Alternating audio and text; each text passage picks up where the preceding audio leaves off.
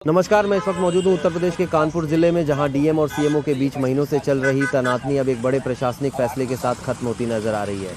CMO doctor Haridatt Nemi को suspend कर दिया गया है, लेकिन ये मामला यहीं नहीं थमा है, बल्कि निलंबन के आदेश के साथ ही डॉक्टर नेमी ने शासन के खिलाफ सीधा मोर्चा खोल दिया है। जी हाँ, डॉक्टर नेमी ने निलंबन को एकतरफा कार्रवाई करार दिया है और अब वो हाईकोर्ट का दरवाज़ा खटखटाने की तैयारी में है।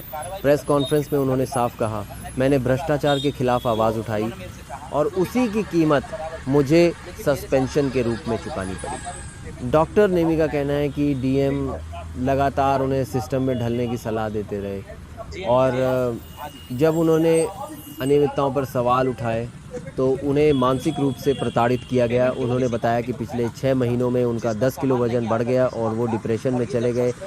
सबसे गंभीर आरोप जो उन्होंने लगाया है वो है डीएम द्वारा जाति सूचक भाषा और अभद्रता। डॉक्टर नेमी ने कहा कि हर मीटिंग में उनके साथ अपमानजनक भाषा का इस्तेमाल होता था। डॉक्टर नेमी ने कहा कि एक घटना में तो उनके मुताबिक डीएम ने उनके सिर को धक्का दिया, जिससे उनका माथा माइक से जा टकराया। डॉक्टर नेमी ने सिर्फ डीएम ही नहीं बल्कि एसीएमओ डॉक्टर सुबोध प्रकाश, डॉक्टर आरएन सिंह, वित्त अधिकारी वंदना सिंह और एक फार्मा कंपनी जेएम फार्मा पर भी गंभीर आरोप लगाए।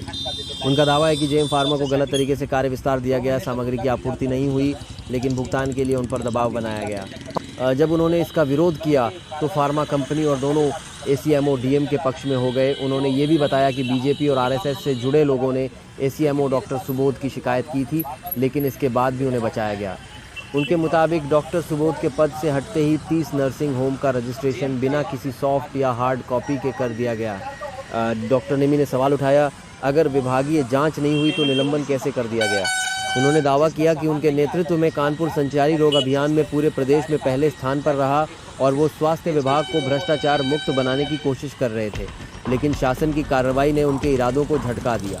अब बड़ी खबर ये है कि शुक्रवार को नए सीएमओ डॉक्टर उदयनाथ ने कार्यभार संभाल लिया है, लेकिन क्या ये मामला यहीं खत्म हो जाएगा या कानूनी लड़ाई में नया मोड़ आएगा, इस पर पूरे प्रदेश की निगाहें टिकी हैं।